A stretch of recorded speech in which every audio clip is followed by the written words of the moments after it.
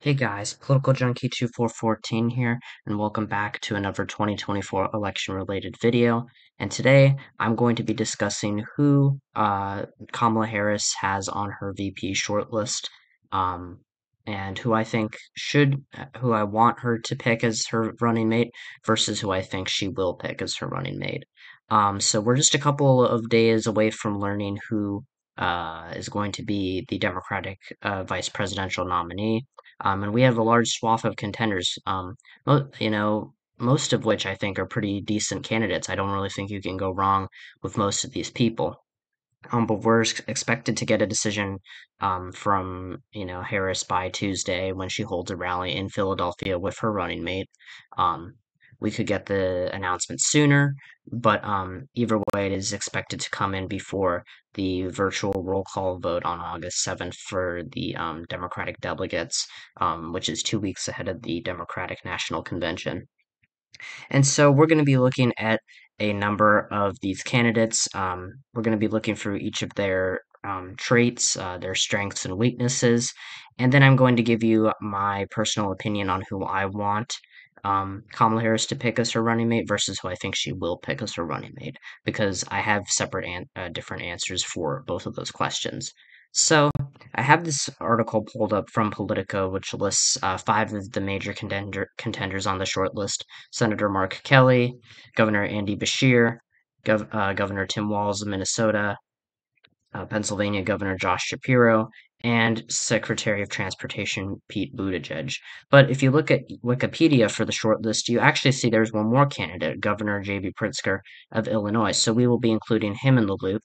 Um, but yeah, we're going to go through each of these candidates. I won't be spending an enormous amount of time on each of them, just because I want to keep this video relatively short, but we will go over the main traits. I think some of the um, candidates that I think are less are less likely to be picked, I will spend less time on. But yeah, and then we'll move on to the discussion about who I want as the VP as Harris's running mate, and who I think is ultimately going to be in that position. So we have a couple of different ranks here. I just came up with this for each of the candidates. We have the best of the best, which, as the title suggests, are the best of the best contenders, the people who I think are the strongest choices for Harris as a VP contender from both a electoral um, point of view and a governing point of view.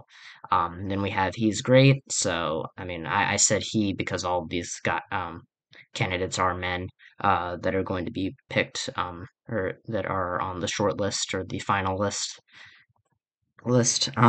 And so we have he's great, which is going to include people who I think are really, really good, and are really decent candidates, but I think fall short of the highest rank. Then we have the he's okay category.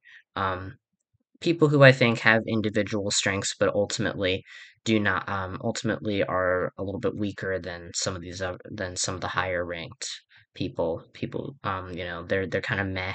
And then we have finally, why on earth did you choose him, which is going to apply to a certain one of these 6 contenders. And you know, it's one that I think really applies to the only one who I don't think is a really good running mate pick. Again, none of these candidates are downright bad. I think JD Vance is a worse vice presidential pick for Donald Trump than any of these candidates. Um, but again, each of them have their strengths, each of them have their weaknesses, and we're going to talk about that. So first of all, we're going to go from the worst, in my opinion, to the best. And so we're going to start off with why on earth did you choose him, and that's going to apply to one of the candidates, and that's Pritzker. Pritzker is the governor of Illinois. Is a very well. He would be a very strong candidate from a perspective of fundraising and being able to self-fund. But at the same time, I don't really think Kamala Harris needs that. She's inherited all the campaign cash from the Biden campaign and has raised a crap ton more of money since then. And I don't think Pritzker really adds a lot as the governor of Illinois.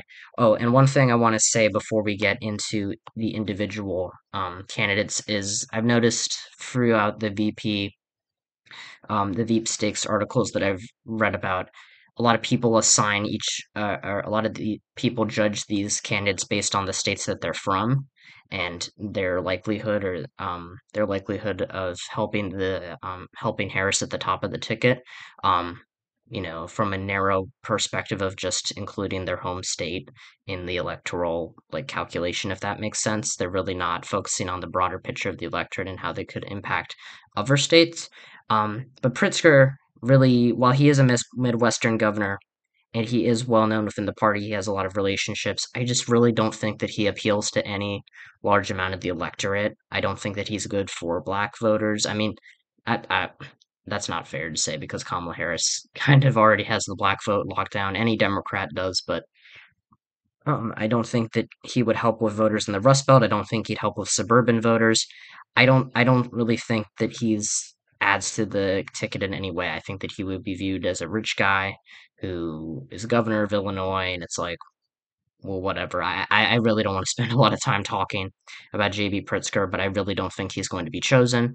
Um, He's the only candidate who's not included in this Politico article, so we're going to move on. Again, none of these candidates are terrible, but I think JB Pritzker's the one that I really am adamantly not in favor of. And then we're going to move on to the He's Okay column, and this is going to include a couple of people. First of all, we're going to talk about Andy Beshear from Kentucky. Beshear is a strong candidate electorally in Kentucky, winning both of his governor races narrowly in 2019 and 2023, respectively. And he certainly has been an attack dog for Harris. He went after. I remember seeing some posts from him on social media where he called out JD Vance for having no conviction, but Donald Trump having 34, which was a kind of uh, a clever pun, and it certainly shows that he is, he can put together strong responses, and I think that he'd be decent on a debate stage against JD Vance, assuming that that does happen. Um, but at the same time, while he is from the Rust Belt and sort of the Midwestern region, I mean, he's from Appalachia. Yeah, he would be a good foil, as the political article states, to Vance, who is really based himself on his Kentucky background. But Bashir, I just don't think he's that strong of a speaker. I think that he's doesn't add that much electorally for Harris, and I don't think that he'd be a decent governing partner. I know that Harris has said that she wants someone with executive experience to be her running mate. But honestly, I believe those reports, she hasn't said that publicly, but that's what the reports say. I personally think that Harris has enough executive experience being the Attorney General of California and being Vice President of the United States. And I don't think so. I think that it's not entirely. I think a lot of people have ruled out Mark Kelly from the Veep stakes as a result, which is clearly not true based on the finalist list. He's still very much in consideration. Um, but I think Bashir at the same time doesn't have enough experience and enough connections in Washington and enough charisma to really serve as a decent um,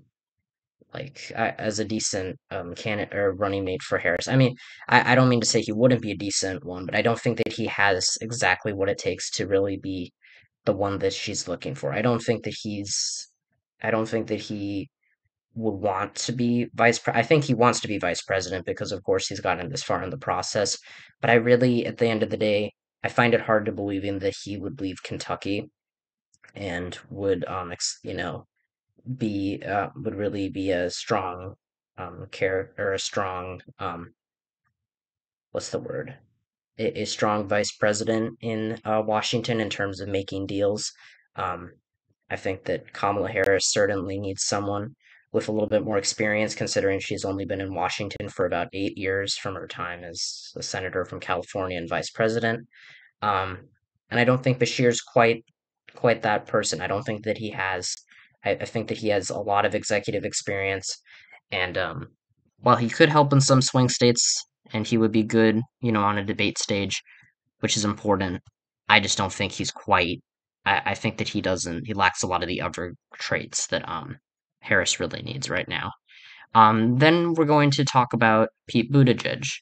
Buttigieg is very much someone with a lot of executive experience, being the Secretary of Transportation.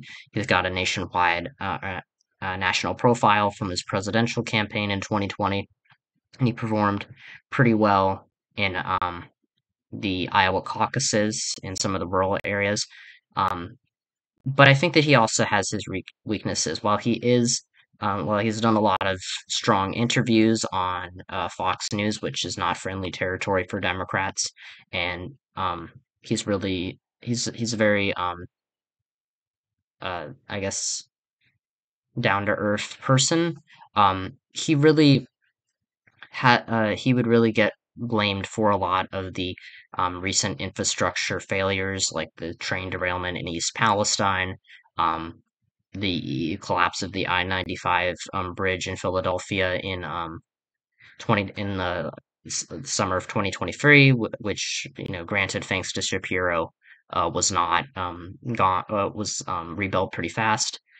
But I think another larger part is that he's also a character in the Biden administration, and so a lot of so Republicans could really capitalize on Harris leading an administration that's leading a continuation of the Biden administration. Um, if she picks Buttigieg, um, and I think that when it comes to the fact that he would be the first openly gay vice presidential nominee, in the on the same ticket where we have the first black woman nominated to be president of the United States, I think that that might um that might be a little bit of a risk for Democrats to really test if the country is ready for that double combo of firsts. I hate to say it, it's terrible, the discrimination that still exists in this country, even though we've made a lot of progress. But I think that it's just a matter of fact. It's just a fact that Buttigieg's personal life might turn off some people. It's sad, but I kind of think it's true, and I think that in addition with Harris, um, I think that that's a little much for some voters to swallow. Some voters that might be crucial to winning the White House. Doesn't mean that Buttigieg can't be a running mate, or that he couldn't run for president again someday. I just don't know if the time is right for him right now. So I think that's where I stand on Buttigieg. And so now we've gotten through half of the contenders. We're going to talk about the other half. So in the He's Great column, I'm going to put Josh Shapiro. I think a lot of people are going to object to this. I think a lot of people, Josh Shapiro is their top choice. He was my top choice. I made that very clear in a post a couple of days ago. My opinion has changed, and you will find that out soon. Um, and then obviously I'll talk about um, I'll go into more detail about who I want Hearst to pick, and once we're done with ranking each of these candidates. But Shapiro, he's young. He's had a lot of electoral success in this key battleground state.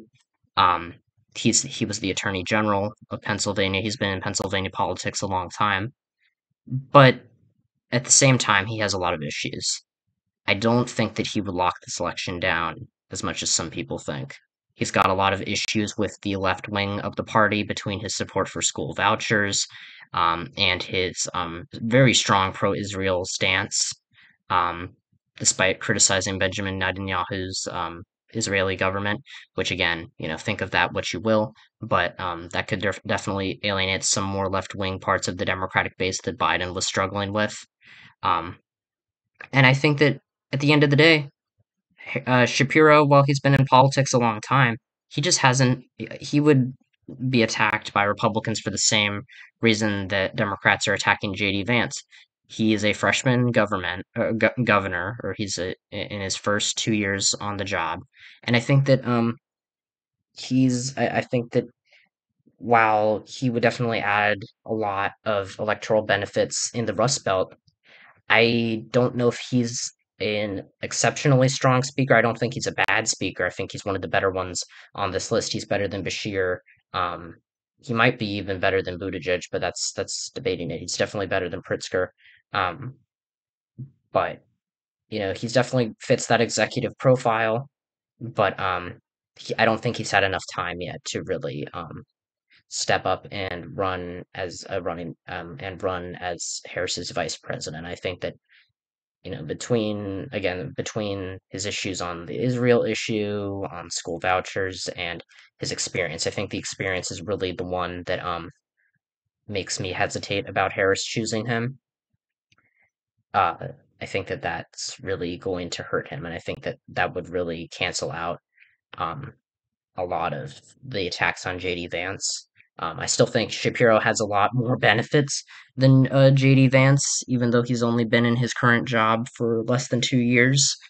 He's had overall a longer political career, whereas Vance just kind of got into politics as a senator from Ohio. But at the same time, the outward appearance would be, wow, this guy just got elected and he's running as Pennsylvania as to be vice president. And I don't think that that would go over super well. It doesn't mean he would drag Harris down. I just think that there are a lot of vulnerabilities that a lot of people are overlooking with Josh Shapiro as vice president. But still a great pick. Don't get me wrong, he's still one of the better ones on this list. I just personally don't think that he's as strong as some people think. I think he's got his weaknesses as a vice presidential candidate. But again, not bad in any sense of the word.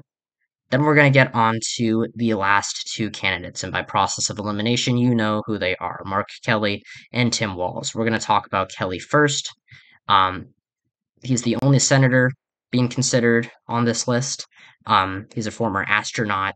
He's the husband of former Representative Gabby Giffords, who survived an assassination attempt and has formed a nonprofit group, Giffords, which combats gun violence. And he's from a crucial swing state like Shapiro. He's a popular senator. I think that he really brings a strong personal story.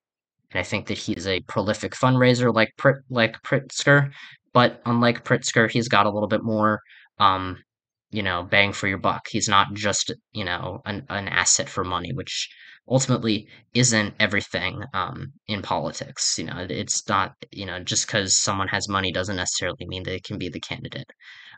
They also have to have a good record and a good, strategy of winning. And his record on immigration has been to the right of most Senate Democrats. He voted for the Senate's bipartisan border deal, and a lot of vulnerable Democrats, like Senator John Tester from Montana, who's really having a tough time in this race, no matter who, and will definitely. Uh, he's deadlocked in a very close race with his Republican opponent. Um, but I think that I think that Kelly would really help Harris negate some of her issues with being someone who was given the job of handling the southern border and then having that blow up in her face. Um, but I think Kelly provides a moderate image. And again, this is something that I was talking about when it comes to the executive experience. I think that Harris has a decent enough record on executive experience where she doesn't necessarily need to choose a governor. Doesn't mean that she shouldn't. And, we'll talk about that in a minute with Walz.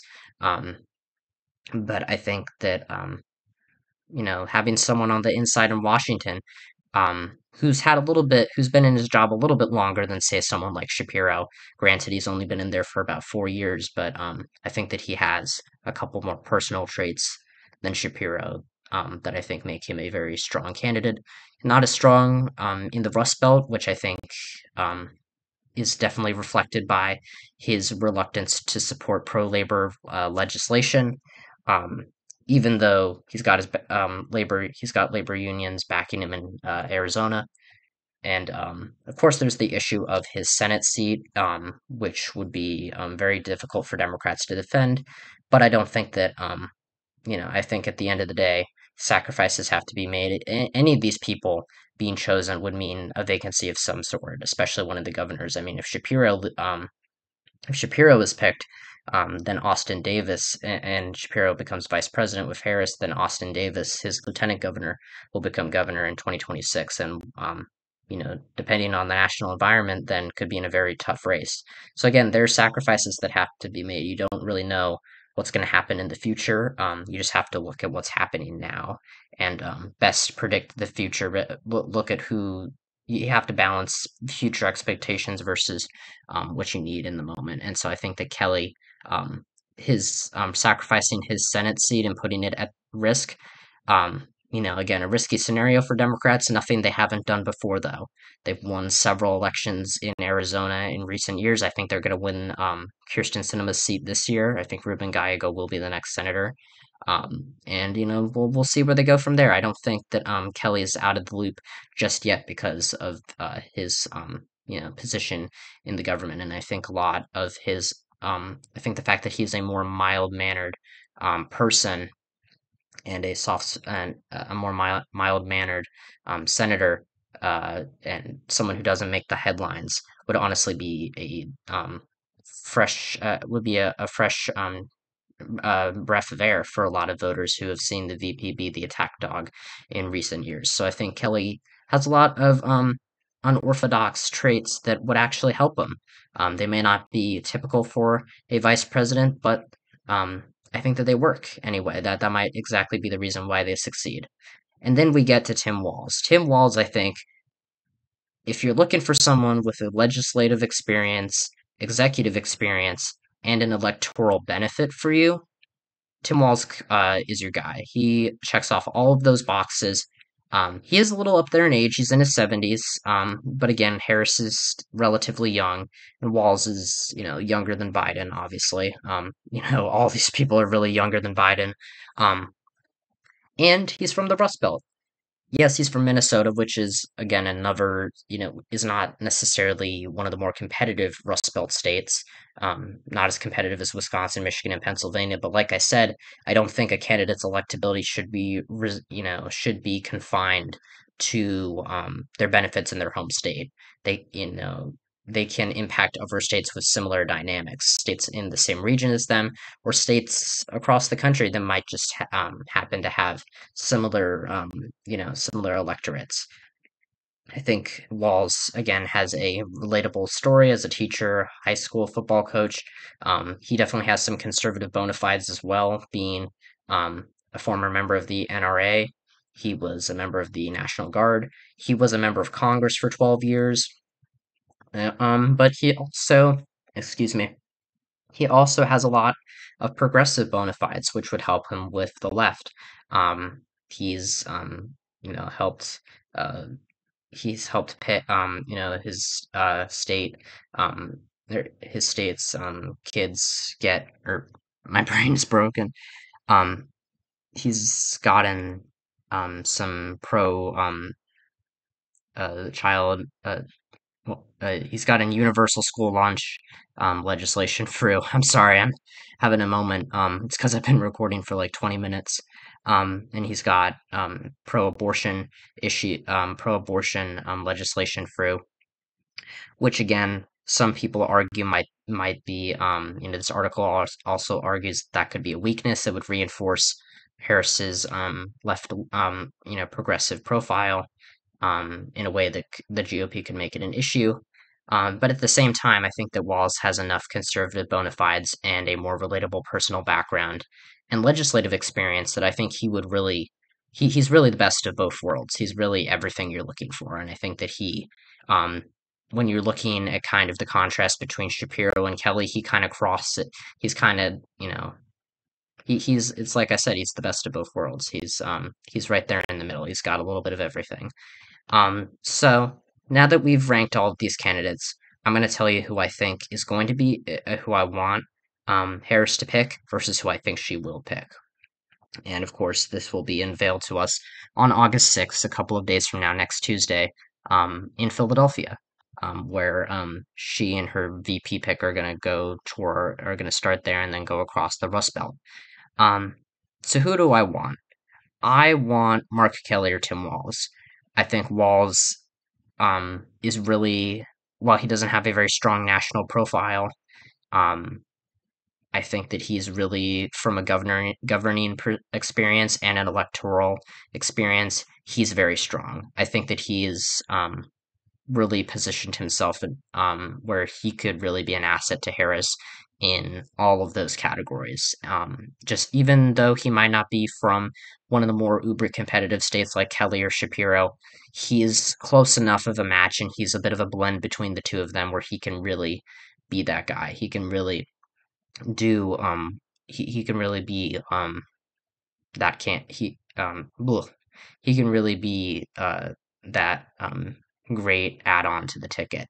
And so I think that I would rank him as my number one candidate. I think Kelly is a strong second. He's got a very strong personal background. He's got a good record. He's got a strong record objectively on the border. And I think that his issues with labor are not as pronounced as they are meant to be. I think that the fact that he keeps his head down in the Senate is a decent enough it's a decent enough or it may be an unorthodox trait for a vice presidential contender because of course um, you want to be getting attention, you want to be um, putting yourself out there for voters to see, um, to kind of test the waters. But I think that Kelly, being a more professional senator and not so much of a bomb thrower, is a very good thing, and it definitely helps him electorally in Arizona. But I think he could expand that to the Sun Belt and potentially the Rust Belt. And then, Shapiro, again, I've gone over why I have my issues with him, but I think at the end of the day, Pennsylvania is a very crucial state. He would definitely help Harris in that area, especially in the Scranton area, in the Lehigh Valley. I think that Harris already has the Philadelphia suburbs shift towards her. I mean, they're going to shift towards any Democrat, and she's going to do well in Pittsburgh, but, Shapiro would help her carry Erie. But again, a lot of his over baggage comes in the fact of his lack of experience in a super high office, and despite his long political career and his issues with school vouchers and the Israel-Gaza war. I think that that's really what's going to hurt him. Now, I'm going to talk about who I think is going to be picked, and I think that Shapiro will be the one that Harris picks. And it's not just because of her starting the campaign trip in Philadelphia throughout the Midwest. That is a large part of it. I know that she's said that it doesn't matter, and or that her spokesperson has said that it doesn't matter and it's not a reflection of her choice. Um, and, uh, it could very well be that a coincidence, but at the same time, when you look at the amount of coverage that Shapiro has been getting, when you look at the reports that say he and Kelly are the top contenders, um, I think that that really just goes to show that I think, and the coincidence that, or the fact that it's starting in Philadelphia, it really makes me think it's a Midwestern governor, and it really makes sense for why it would be Shapiro. I think that it's going to be him. I think that he will be a great add-on to the ticket. He's not the best one that I personally. He's not the best one in my opinion. I think that Tim Walz would give Kamala Harris everything that Shapiro has and more, um, from an experience of someone inside of Washington. But at the same time, Shapiro's not bad, and I think that if he can lock down the blue wall in the Midwest, that hands Harris the election. Assuming that she carries at least Nebraska's second district, and you know she is able to hold all of the other states, aside from Nevada, Arizona, and Georgia that Biden won in 2020. Um, so yeah, I think that's where I'm going to end this video. I think it's gone on long enough. It's like 30 minutes. But yeah, let me know who you think Harris is going to pick as vice president and who you think she should and who you want her to pick. I will put out one more poll before we get the decision. It could come today, it could come, it'll be here by Tuesday. Um, but I think that we're gonna, see it Monday or Tuesday. Um, you know, Probably it's gonna be on the later end of these last couple of days. But either way, let me know who you want as the VP on the Democratic side and who you think will be the VP on the Democratic side. And yeah, I'll see you guys soon with some more content. Thank you so much for watching this video. Make sure to like the video if you did enjoy it. Subscribe to the channel if you haven't already. Check out some more of my 2024 election content. And yeah, I'll see you guys next time when I talk about all things politics. See ya.